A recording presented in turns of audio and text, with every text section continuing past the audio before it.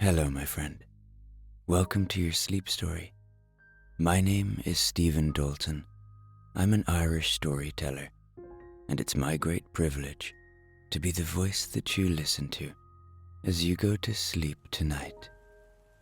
As you might know, I always listen to your suggestions in the comments, and many of you have requested that I read to you Beauty and the Beast. And so, after some research, I have stumbled upon a very old copy of Beauty and the Beast, and so tonight I'm going to read it to you, and there will be gentle rain sound effects in the background, so you can imagine I'm telling you this story as you sit inside on a cozy, rainy night. I really hope you like it, and if you'd like more like this, let me know in the comments. If you want the video to end at a particular point, YouTube allows you to set a timer in the settings. And don't forget to disable autoplay to avoid ads from upcoming videos. Okay, we're going to do the relaxation session now, which will take a few minutes before tonight's sleep story. I'm going to count down from 10 to 1. And as I do, allow yourself to let go more and more. 10. Feel the support beneath you. The bed or the floor. And beneath that, the earth, our constant home. See if the knowledge, the awareness of that support allows you to let go a little bit more, to surrender to the moment, to sink a little deeper.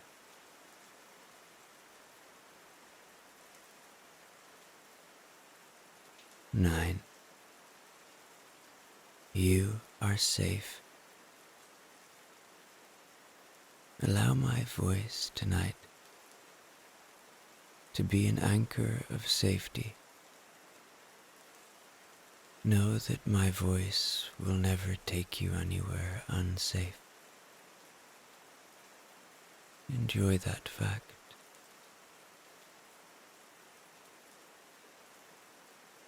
Allow my voice to be a friend, a friendly guide that brings you on peaceful journeys and adventures. 8. Perhaps allow a little gratitude for this moment, for the coziness of this moment, for the simple ability to lie in peace and listen to this beautiful story. You are lucky to have this moment.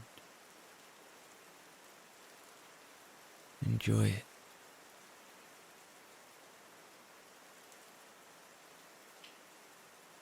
Seven. The day is done. Whatever has been, has been. Whatever will be, will be. So if and when thoughts arrive about the day that was, or the days to come, don't fight them. They are a simple part of being human. But you don't need to engage with them either, if you don't want to. They are just thoughts. See them for what they are, and let them float away. like clouds passing in an otherwise starry night sky. 6. Know that peace lives within you. It is your constant friend. If you want to access it at any time, it is there. It's just waiting for you to find it. So see if you can find that peace tonight. See if you can feel it.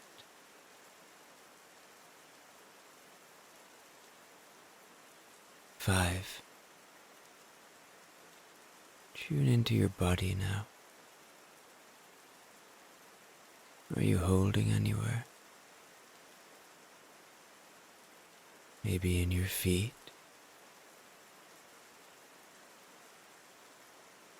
Maybe your hands?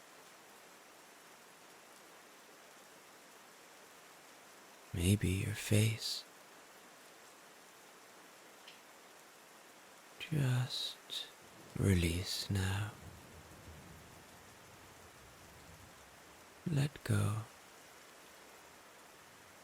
Your body has worked hard for you today. It's time to let it rest.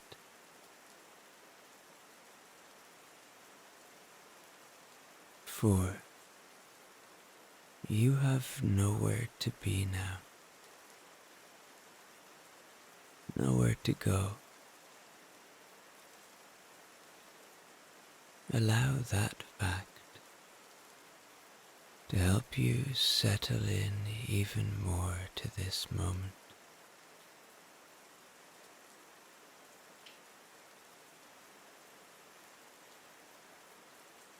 Take a big breath in if you like in this moment. In through your nose, and then release out, and just let go more.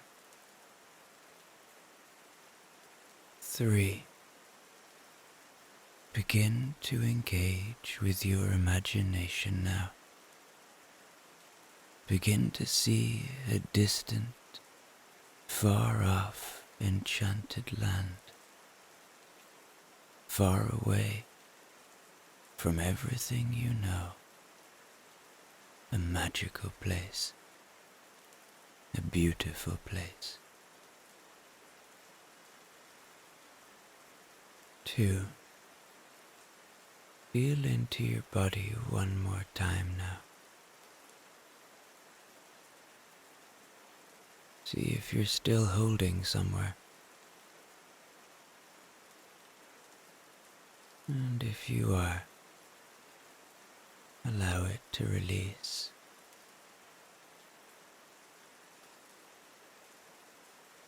1. Completely letting go now. As I tell you tonight's sleep story. There once was a merchant who possessed great riches. He had 6 children, 3 boys and 3 girls, whom he liberally educated. The youngest girl was extremely pretty, insomuch that she obtained the name of Little Beauty, which created jealousy on the part of her less amiable sisters. The 2 eldest were extremely proud at being rich, and spoke to their inferiors with the greatest haughtiness. They gave themselves the most disdainful airs, and refused to visit other merchants' daughters, nor would they indeed be seen with any but persons of the highest quality.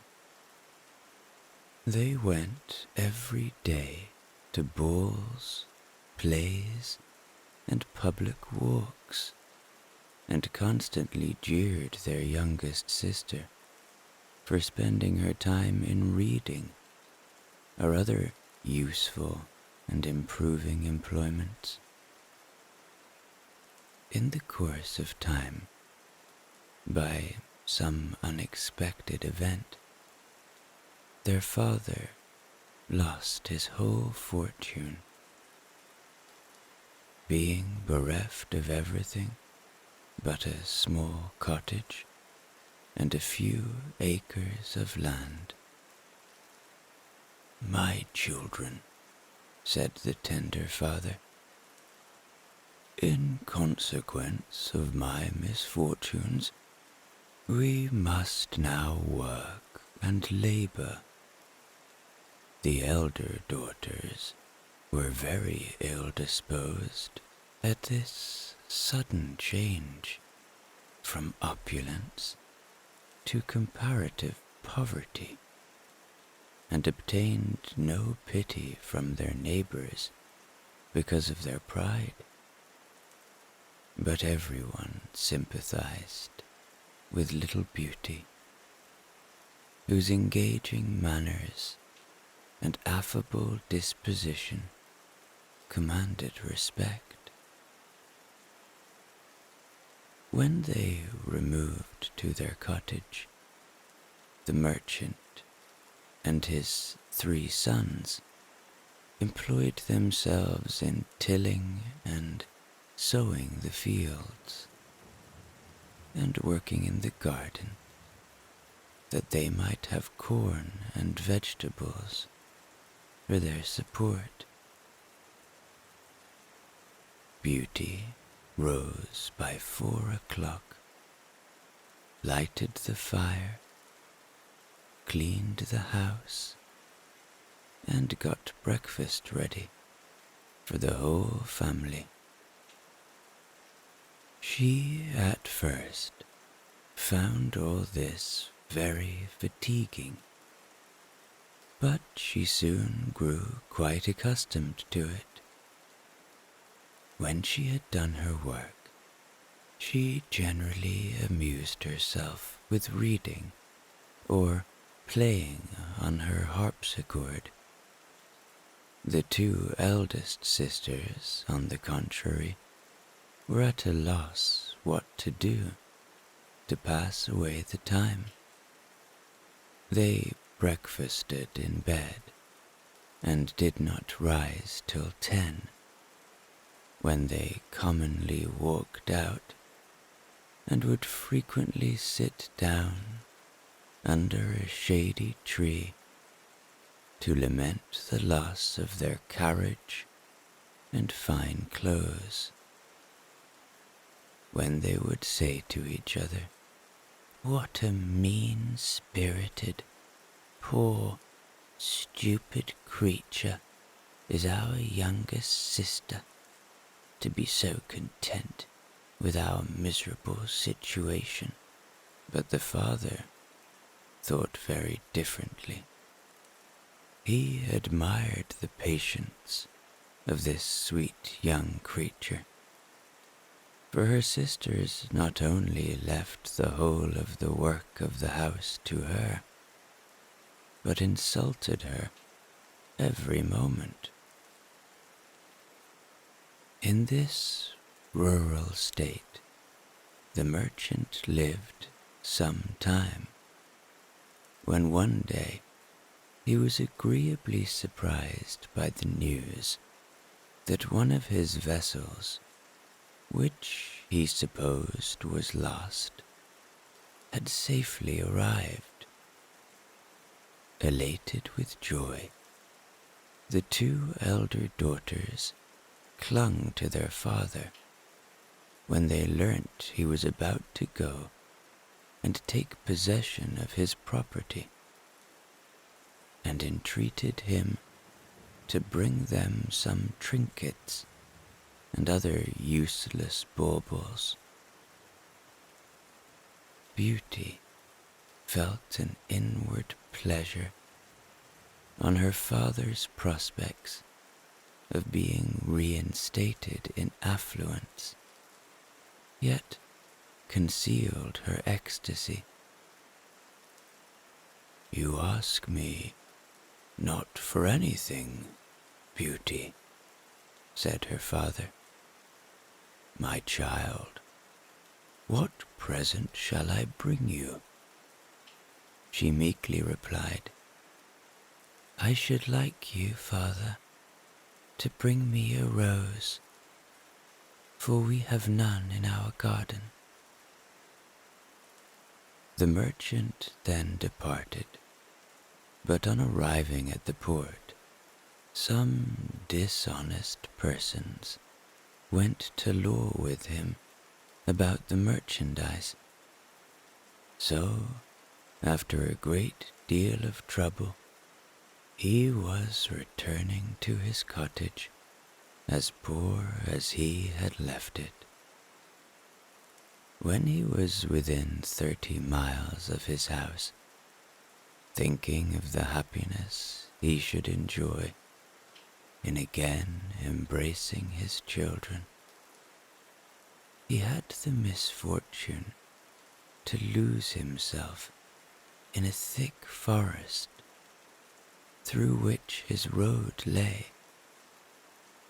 It rained and snowed terribly, and the wind was so high as twice to throw him off his horse. Night being come, he fully imagined he should die of cold or hunger. The merchant, accidentally looking down a long avenue, discovered a glimmering light at a distance, to which he hastened. He soon arrived at the gates of a palace, which he opened, and was greatly surprised to find no one in any of the outer yards. The merchant then tied up his horse and walked towards the house, which he entered, and, to his great astonishment, saw not a living creature. He pursued his way to a large hall, in which was a good fire and a table plentifully supplied with food. As the snow and rain had wetted him to the skin, he approached the fire to dry himself. "I hope," said he, "the master of the house, or his servants, will excuse the liberty I take, for it surely will not be long before they make their appearance." He waited a considerable time, and still nobody came. At length the clock struck 11, and the merchant, overcome with hunger and thirst, helped himself to a chicken, and then to a few glasses of wine, all the time trembling with fear. He sat till the clock struck 12, and not a creature had he seen. He now took courage and began to think of looking a little farther about him. Accordingly, he opened an apartment magnificently furnished, which he found opened into another, in which there was an excellent bed, and, being quite worn out with fatigue, he undressed himself and got into it. It was 10 o'clock the next morning before he thought of rising. When he was about to dress himself, he discovered a suit of new clothes in the room, of those which had been drenched with the rain on the preceding evening. "No doubt," he said, "this palace is the residence of some good fairy, who, perhaps, commiserates my hapless situation." He then returned to the hall, where he found a sumptuous banquet, consisting of almost every delicacy. After partaking of a hearty repast, he repaired to the stable in which he had placed his horse. As he passed by one of the arbors, which was bedecked with roses, he gathered a bunch of them for his daughter, Beauty. At this instant, he saw a hideous beast approach him, who, with a horrible grin, exclaimed, "Ungrateful man, I sheltered you and preserved your life from the pitiless storm, and in return you ungratefully steal my roses, more valuable to me than the whole of these possessions. For this nefarious deed you shall immediately die."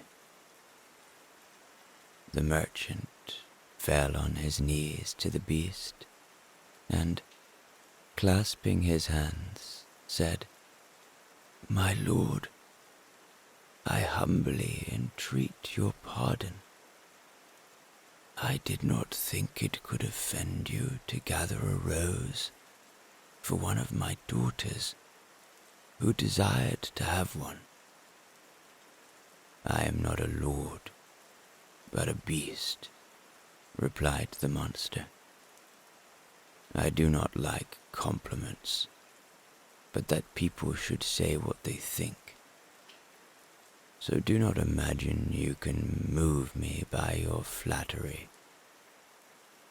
You say, however, that you have daughters. I will therefore pardon you, on condition that one of them shall come hither and die in your stead.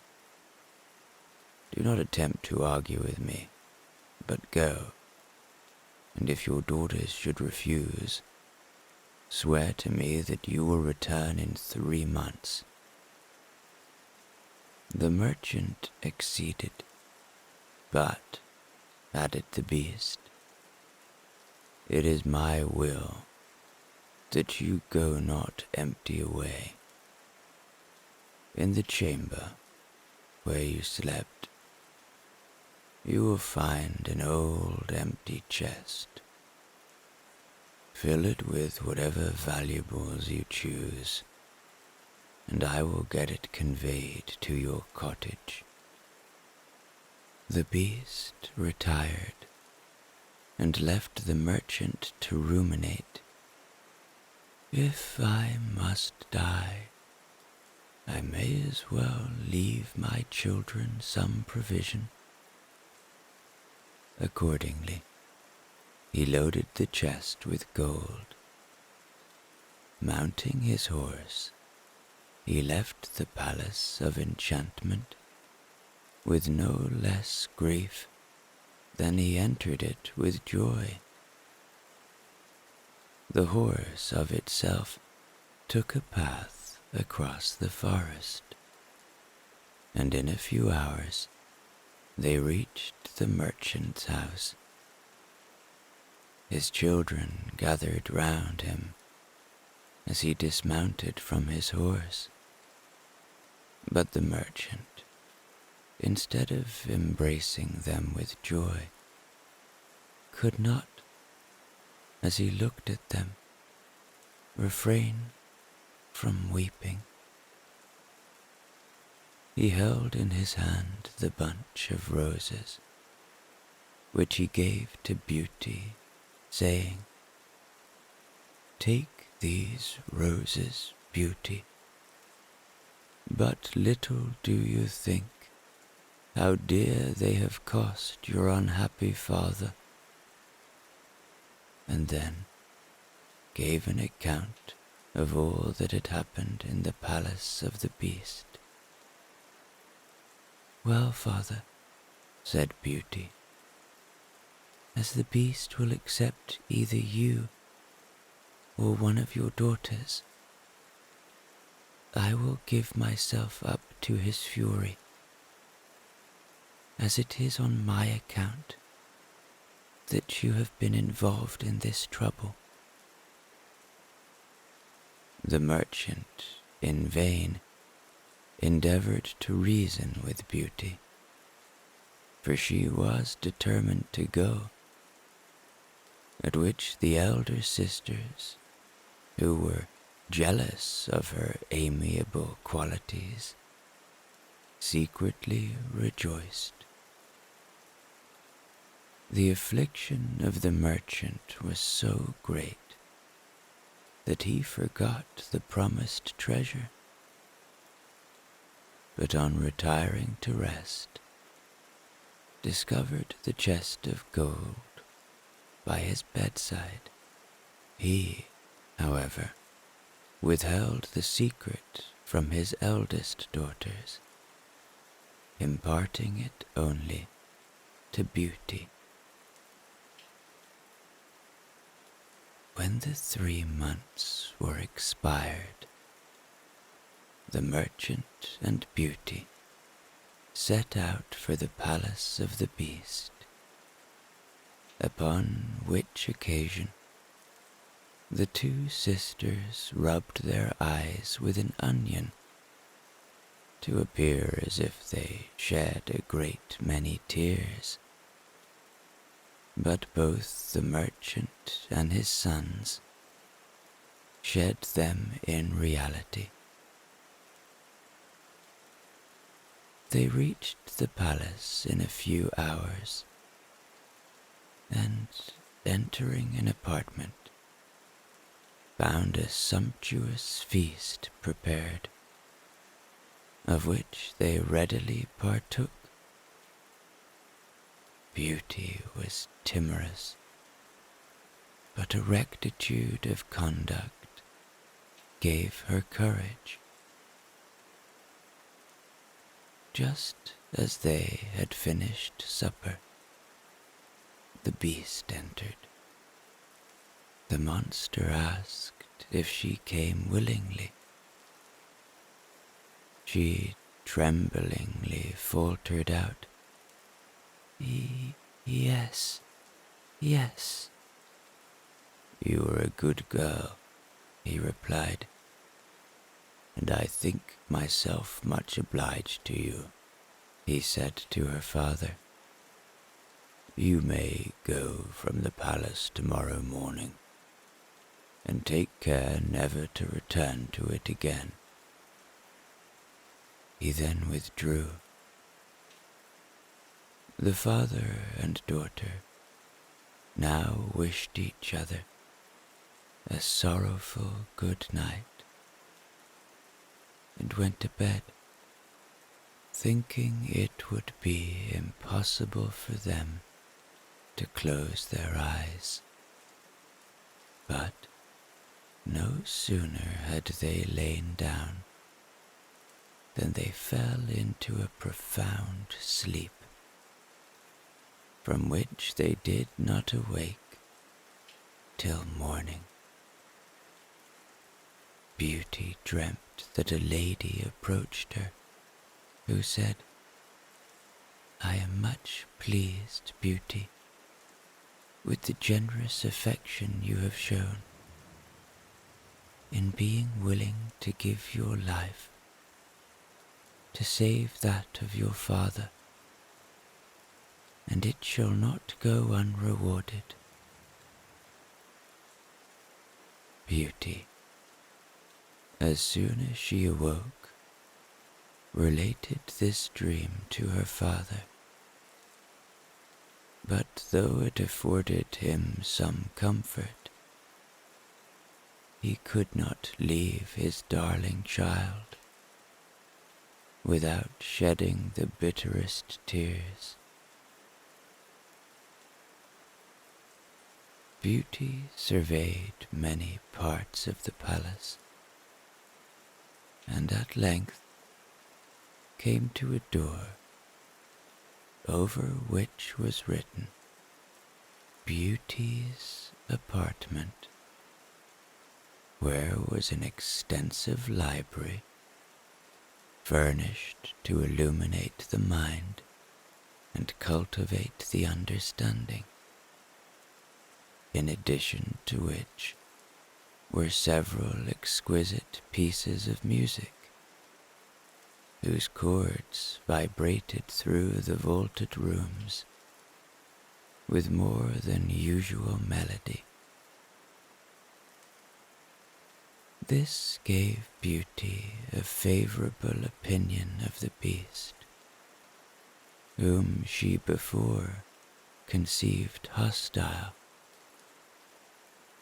She then opened the library and perceived an elegantly bound book, in which was written in letters of gold,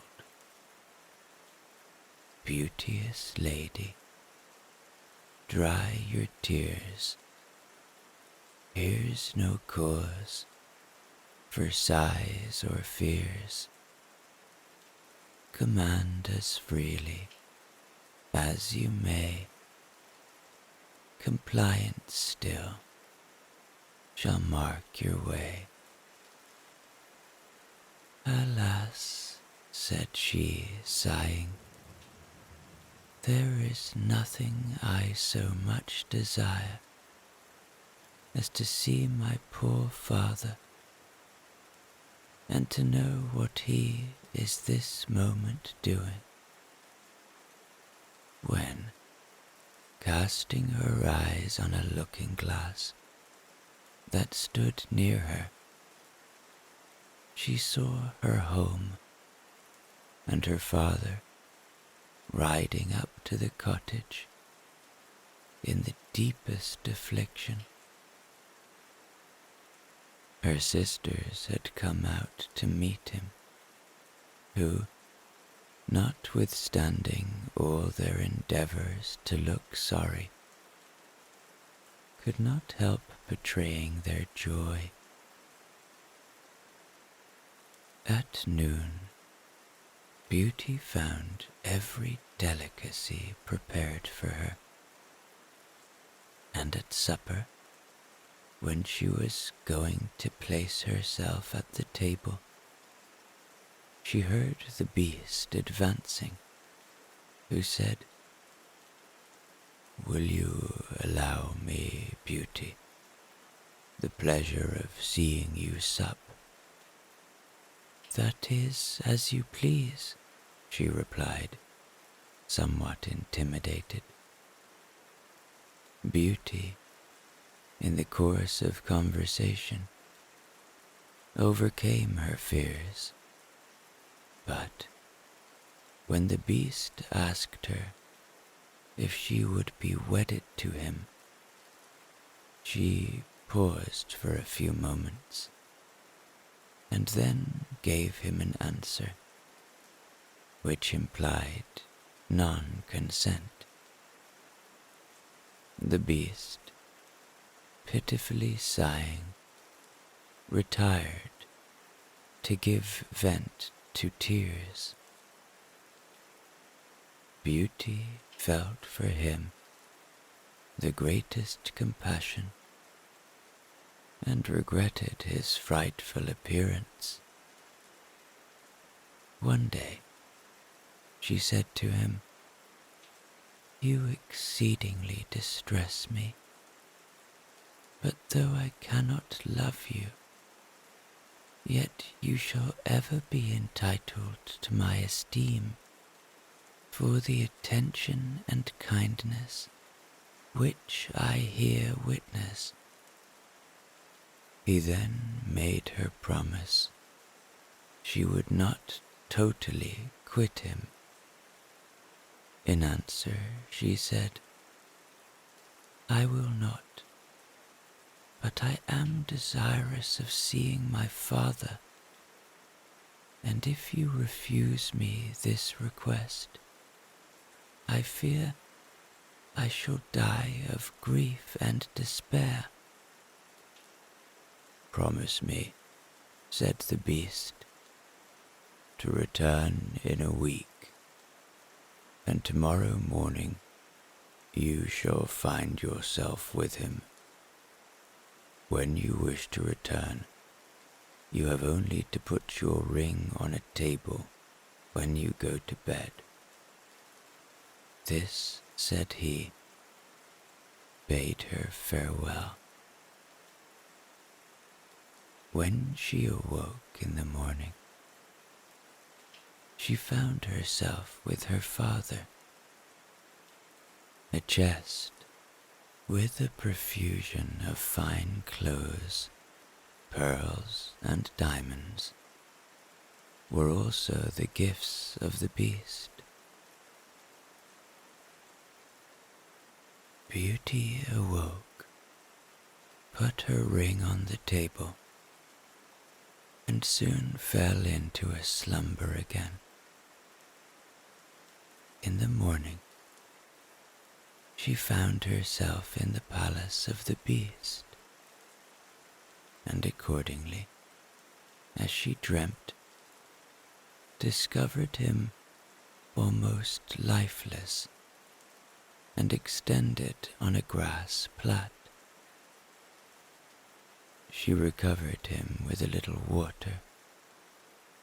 The beast soon opened his eyes and, faltering, said, "Beauty, you forgot your promise. I had resolved to starve myself to death, but the sight of you reanimates me." "Oh no, my beast, you shall not die. You shall live to become my husband." Scarce had she pronounced those words when the palace became suddenly illuminated. Music, fireworks, and all kinds of harmonic sounds announced the most splendid rejoicings. All this change of scene had no effect upon the lamenting beauty, but judge of her astonishment when, turning aside, she beheld at her feet a handsome prince who thanked her for having broken his enchantment. Beauty inquired of this handsome prince what was become of the beast. "You see him, Beauty, at your feet," said he. "A wicked fairy had condemned me to wear the form of a beast till a beautiful young lady should consent to marry me, and had forbidden me, on pain of death, to show that I had any understanding. You alone dearest beauty, have had the generosity to judge of me by the goodness of my heart. Beauty assisted the prince to rise, and they proceeded together to the palace, when her astonishment was very great to find there her father and all the family who had been conveyed thither by the beautiful lady she saw in her dream. "Beauty," said the lady, for she was a great fairy, "receive the reward of the virtuous choice you have made. You have preferred goodness of heart to sense and beauty. You therefore deserve to find these same qualities united in the same person. You are going to be made a queen. I hope a crown will not destroy your virtue. As for you, ladies," said the fairy to the elder sisters, "I have long been a witness to the malice of your hearts and the injustice you have committed. You shall become 2 statues, yet under that form you shall preserve your present reason, and you shall be fixed at the gates of your sister's palace. You will never recover your natural forms till you are fully sensible of your faults. And to say the truth, I much fear you will ever remain statues." At that same instant, the fairy, with a stroke of her wand, transported all who were present to the young prince's dominions, where he was received with transports of joy by his subjects.